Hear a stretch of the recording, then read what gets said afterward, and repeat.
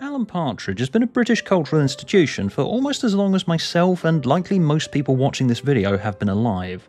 And it's incredibly strange that he's both still around and, I would argue, is as relevant as ever. He was originally supposed to be a parody of a specific type of British broadcaster that favoured corny half-jokes over actual jokes, and was seemingly fascinated by incredibly dull subjects, and was seen as outdated, cringy and old-fashioned. Jill, what do you think about the pedestrianisation of monks? I'll be honest, I'm dead against it. Given media is an ever-changing landscape, you'd think this type of satirical character would have been retired decades ago. But the problem is that a dinosaur of British broadcasting desperately clinging onto the last vestiges of relevancy is basically still the entirety of the British broadcasting landscape today. Additionally, Partridge's attitude and his meta quote-unquote offstage personality is just as applicable to social media influencers as the broadcasters that he was directly parodying in the 90s. Played by Steve Coogan across multiple shows since 1991, Alan Partridge first appeared on the Chris Morris radio show On the Hour, a parody news programme, which formed the basis for the TV news parody show The Day to Day. He hosted the sports segments, where he showed an enthusiasm for sport, but very little knowledge or expertise. He had the right voice for it, that was probably the only reason he got the job. A renowned horse, well known for its sense of humour. Look at that wiggle. Marvellous. I don't know what that is. Alan Partridge later got his own spin-off in the satirical chat show Knowing Me, Knowing You, and it's in Knowing Me, Knowing You that the style of the typical Alan Partridge project got established. That being, things are either falling apart, were a nice idea that fails in practice, or are midway through being finished or in any way presentable. The framework as a joke programme is stunningly clever. You could almost believe that Knowing Me, Knowing You is a real chat show until the point where something uncomfortable happens. The audience are a part of it. They laugh at Alan's half-jokes and they clap appropriately when he gives guests the ridiculous merchandise that they've invented for the show. Because I'm going to present you with an Alan Partridge tie and blazer badge combination pack. There we go. The first episode of Knowing Me, Knowing You is still one of the finest half hours of British comedy that I've ever seen. The set was designed with a beautiful fountain, but it turns out that having a live fountain on set screws with the sound and makes everything happening on stage unlistenable. The first guest, a famous show jumper, turns out to be a very boring person with nothing to say. They bring on a horse for her to demonstrate a show jump with, but she can't because they didn't think this through properly. And the horse shits on the floor, so now there's shit on the floor throughout the rest of the episode. The seed of the joke is that everybody loves it when something goes wrong, and it's especially juicy when it's a public figure. It's a similar impulse that drove people to watch funny home video shows like You've Been Framed, where people would send in videos of people getting hurt or something going wrong, which in the modern day translates into fail compilations on YouTube. It's also the same reason that people watch drama videos. There's that satisfying vulturish feeling that you get when you're watching someone who said or did something bad who's deserving of what's coming to them, actually getting what's coming to them. And there are plenty of reasons for Alan to get what's coming to him, as his persona, while it appears charming on the surface, or at least a vague facsimile of charming, scratch just a millimetre beneath it and you'll find the vain, arrogant, petty little man that everybody believes that all celebrities must be underneath. Not all of them are, of course, but there are enough cases of a celebrity that the public sees as undeserving of their fame that they find watching their downfall to be as much or more compelling than what they were known for in the first place. I have to admit here, I do occasionally watch rise and fall videos about YouTubers who I never liked in the first place, going, yeah, I knew they were full of shit all along. It's a part of myself that I hate and that I'm ashamed of, but I just can't help myself. And that's the same thing that drives the comedy of Knowing Me, Knowing You. The Christmas special, Knowing Me, Knowing Yule, is probably the strongest episode. It's actually more of a horror than it is a parody chat show. The set is a mock-up of the interior of Alan's own house. And one of the guests is a new BBC commissioning editor called Tony Hayers, who has the power to decide whether Alan gets a second series or not. But he's not saying. All that faffing around, it won't affect my chances of a second series? No, it won't affect the decision.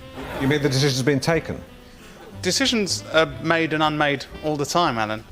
Right, so the decision might not have been made.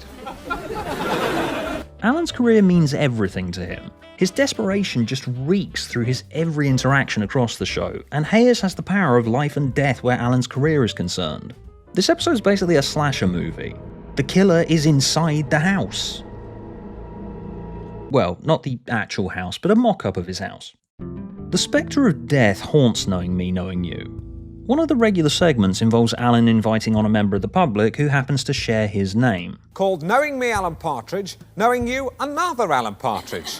And one of these Alan Partridges died before the show was set to be broadcast, so they invite on his grieving family and the dead Alan in a coffin, and they gift the family a gravestone with the wrong birth date on it. Following Knowing Me, Knowing You, there was a more conventional sitcom called I'm Alan Partridge, which sees him just after his divorce from his wife Carol. He's living in a cheap hotel on the side of a motorway for several months as he tries to claw his life back together. He's constantly going through personal disasters in typical sitcom fashion. He gets into a feud with local farmers over some stupid comments that he made on air. This episode has aged particularly poorly because could you imagine a host of any show actually being held to account over saying something factually incorrect in this day and age? When you make ignorant comments like you did the other day, you serve simply to alarm the public and to inflame the farmers, which is exactly what you've done. You could talk the hind legs off a donkey, but your donkeys are probably born without hind legs because of all the chemicals you put in their chips. It's weird how a comedy bit from 1997 just sounds like any podcast from the 2020s. It's in the first series of I'm Alan Partridge that the point of the character was perfected. The initial instinct of the satire was that the seemingly chummy broadcasters that he was there to send up, behind the facade are talentless, scheming, vain, arrogant, annoying, petulant little man-babies who are slowly becoming irrelevant to a fast-moving industry. But the sitcom arrives at the point that show business, especially at the low level of renown that Alan's working at, is actually incredibly lonely and pathetic.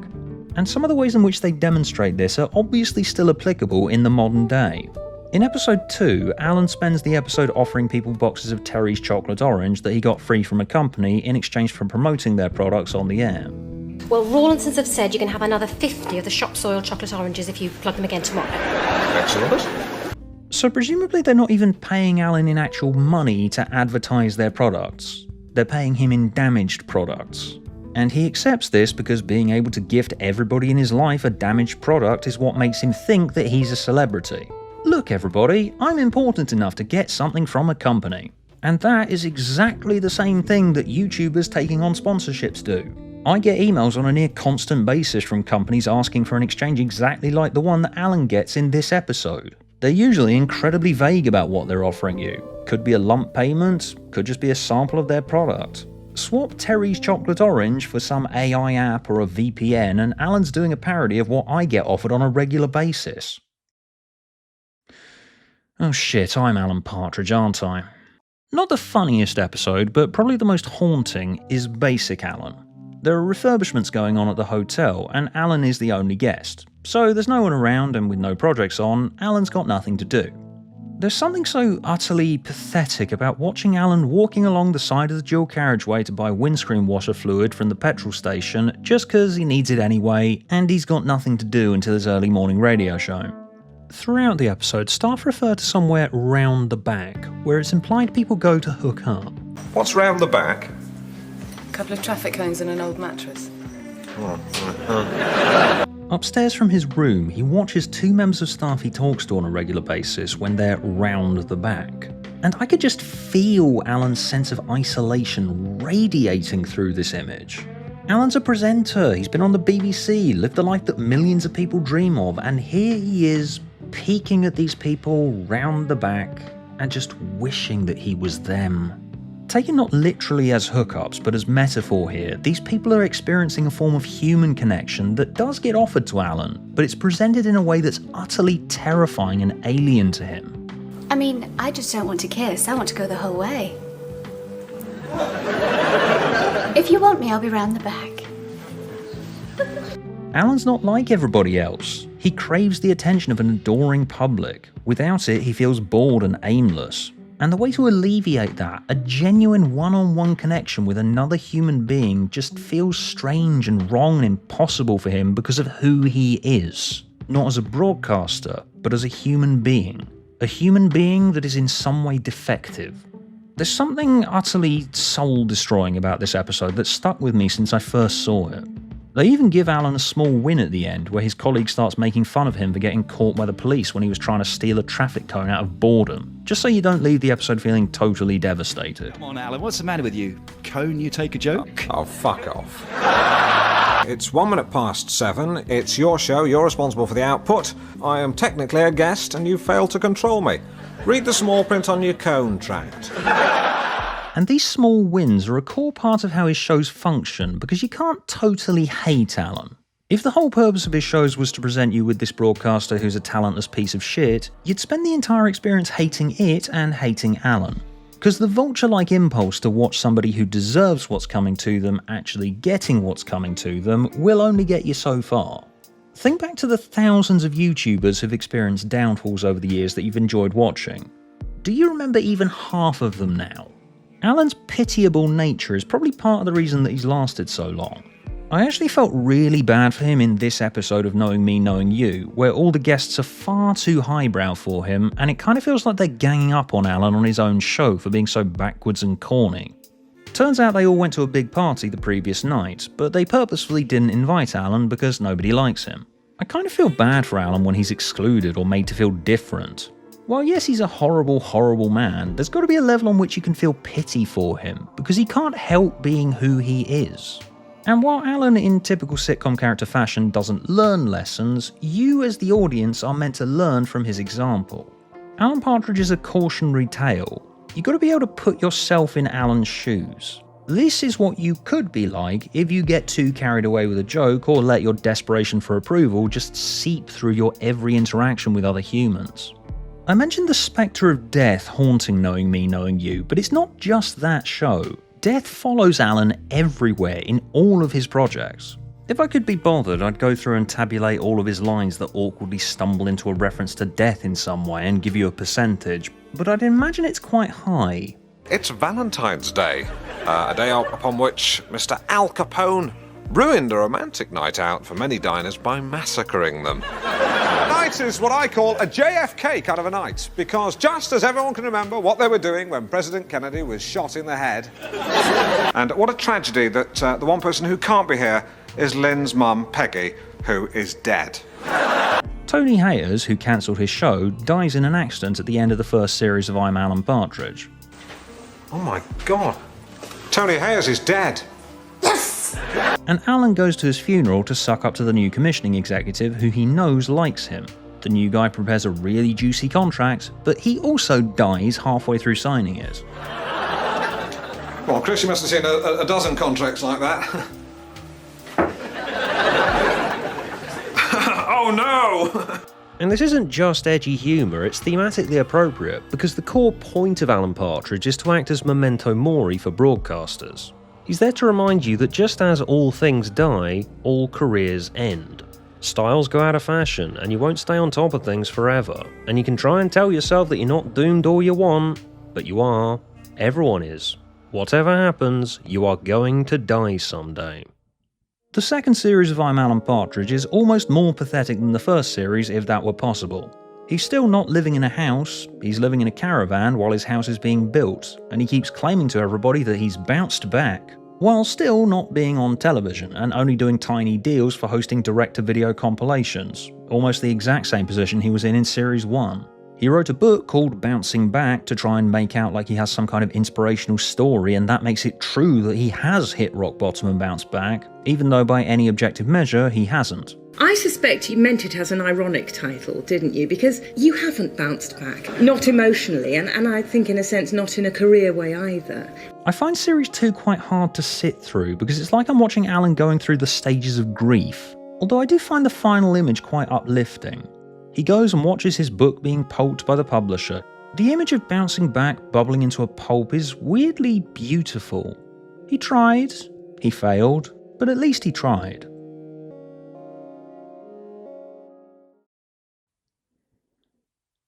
So obviously Alan Partridge has to end now, right? Wouldn't it be counterintuitive to his overall point for him to continue on after the point of his failed attempt at a comeback? All careers die as all things die. Well, Alan's didn't. He went away for a bit, but then he returned in the early 2010s with a few new shows, specials, a feature film, several books, a podcast. And while there are noticeable thematic differences in his modern projects, in terms of the comedic function, there isn't really a whole lot of difference between 90s Alan and modern Alan. He still starts mild bits of banter or narration sounding like he's about to be almost wholesome before he trips and comes out with something uncomfortable. Did you send Sophie a Valentine's card this morning? Oh God, no, I'm old enough to be a father. Well, an older brother. Either way, it's incest. For some, Thetford Forest means dogging or suicide. But I'm old school, and I'm off for a walk. There has been a bit more vocal criticism of modern Alan Partridge works, but I don't really see a big enough difference to say it's not what it used to be. I personally think the more mixed reaction to modern Alan Partridge is just another case where the perpetual state is that old things are always better than new things. Comedy in the 2000s was better than comedy now. In the 2000s, comedy was better in the 90s. In the 90s, comedy was better in the 80s. In the 80s, it was better in the 70s, etc., repeat until the first instance of a caveman slipping on a banana skin. Criticisms of modern Alan Partridge are often quite vague and subjectively point to the quality of the writing. I will grant you that none of it's anywhere near Knowing Me, Knowing You or I'm Alan Partridge's level, but come on, that's an impossibly high bar. But I have to admit that something pretty significant has changed because it had to. The point of Alan Partridge in the 90s was that this untalented man has somehow, by luck or determination, ended up inside the glorious clubhouse of the entertainment industry, and that he won't stay there for very long because he's just not good enough. And when he gets kicked out, it's funny watching him trying desperately hard to claw his way back inside. The target of the satire is people in the entertainment industry who don't deserve to be there. And it's there to make broadcasters who share Alan's traits feel uncomfortable as they ask themselves, wait, is he talking about me? Now, since Alan is still around, both because Coogan and his co-writers want him to be, and we live in an era where anything that was popular decades ago has to continue to exist because recognition is the only way that production companies actually make money anymore, the point of Alan Partridge now has to be that an entertainment industry that still accommodates people like Alan is just as intellectually bankrupt as he is.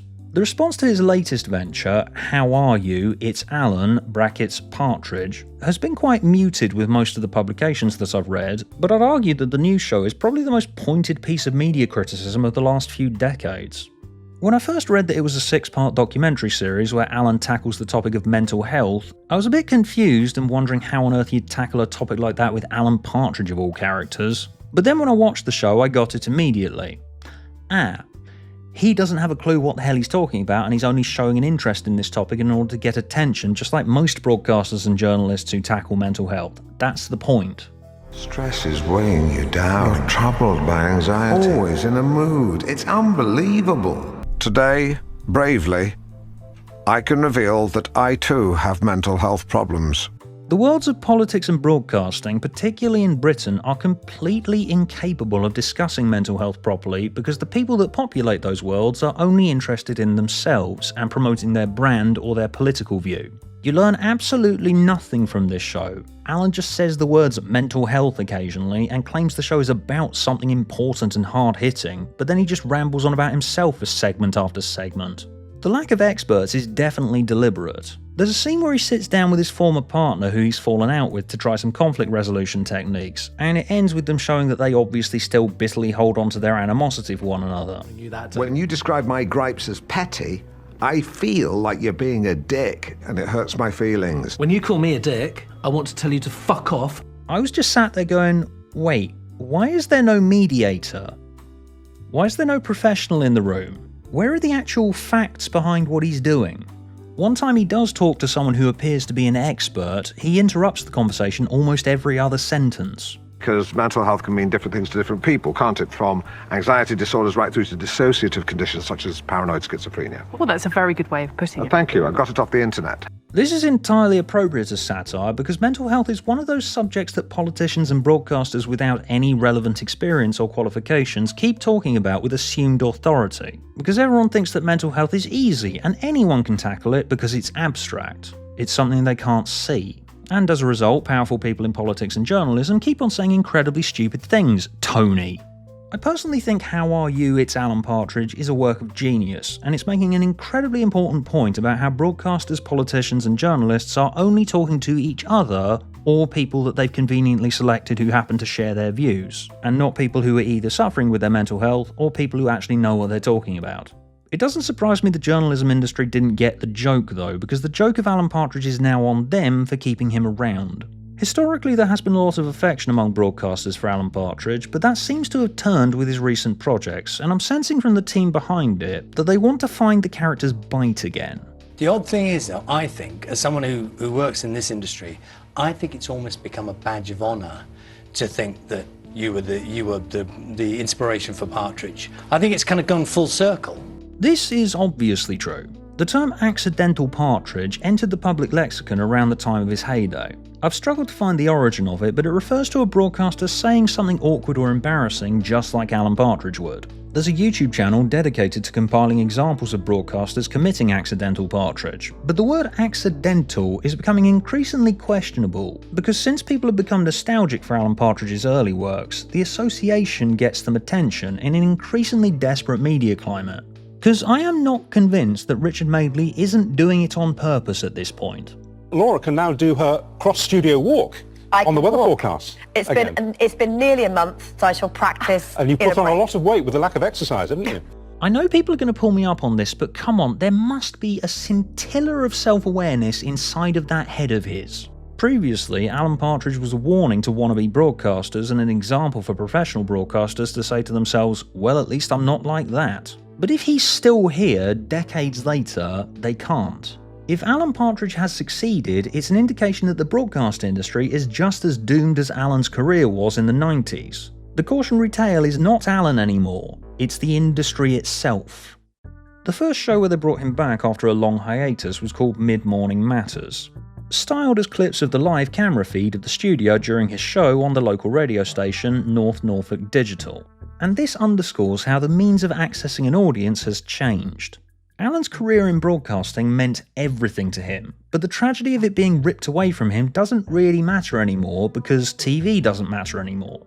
Now, anyone can get an audience on the internet if they're interesting enough. And cringe, like the style that Alan specialised in, is interesting now. Being cringy makes people go viral as people scrunch up their faces and go, oh god, I can't believe he actually said that. Although just because the internet has disrupted the dominant traditional broadcasters, that doesn't mean that desperate low-stakes broadcasters can't still be the butt of the joke. This is North Norfolk Digital, sustaining and maintaining our core listenership in an increasingly fragmented marketplace. Just realised I read that from an internal memo. Wasn't for you. I am fairly fond of Mid-Morning Matters. I find the Alan Partridge series' commitment to experimentation with mixed media framing devices to be one of the most admirable things about it, but it is more of a stepping stone towards figuring out what Alan Partridge is for in the modern day and setting the stage for his biggest project. The movie adaptation, Alan Partridge, Alpha Papa, takes this allegory of a career in broadcasting as a matter of life and death to its logical extreme. It sees Alan's station subject to a corporate takeover by ruthless businessmen who want to either sack Alan or a similarly outdated DJ called Pat.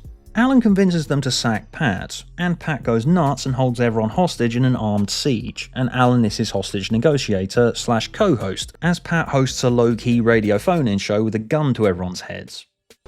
What would you like us to play, Iris? Always on my mind. I would love to, Iris, but unfortunately that's not in the system. You see, we are only allowed play-approved tracks. But Pat, you've got a gun. You can play whatever you like. As with Alan's career in the 90s being centred around an untalented man getting kicked out of the industry and scraping his way back in, the film's central characters, Pat and Alan, are basically in the same boat, and it frames a moral question of whether they should want to scrape their way back in when the industry is full of bullies and arseholes. It answers that question with an obvious no, because the ideal structure of a 3-act movie of this nature would be that Alan is tempted by the obviously evil corporate overlords, and he says and does lots of horrible things that the plot is going to make him regret.